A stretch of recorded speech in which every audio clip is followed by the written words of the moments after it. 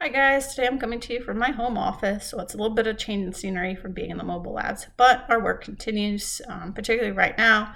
There's a lot of interest in optimizing fluid designs, particularly to save costs. So the area where we see the most opportunity or where we see our customers really focusing on is friction reducers. You either want to look at how do I find a lower cost option, or can I get better performance at a lower dosage from another product. So in order to do that, we want to make sure that you're using the right approach to make these changes. So the most important thing is you got to understand the products that you're using.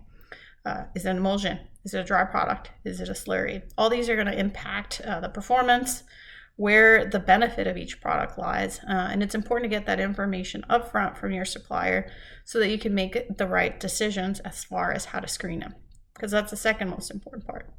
You got to have a process in place where you can compare these products on an apples to apples basis so that you can make a true comparison on a cost performance basis. It's very difficult if you're trying to compare a high concentration product to a traditional emulsion, because one of them is going to perform better, but you might need to use less. So having that information available is going to make your screening process a lot easier. And lastly, what does the data mean? I still see a lot of interest in a particular percentage level on a friction loop.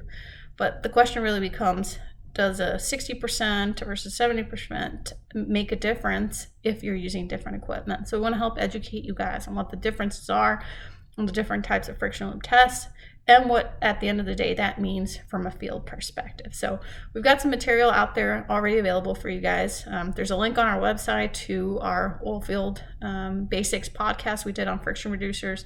And then we've got some 2-pagers that talk about the FR market as a whole, the importance for understanding the different types of products, and then also one on testing. How do we test it? What does that mean?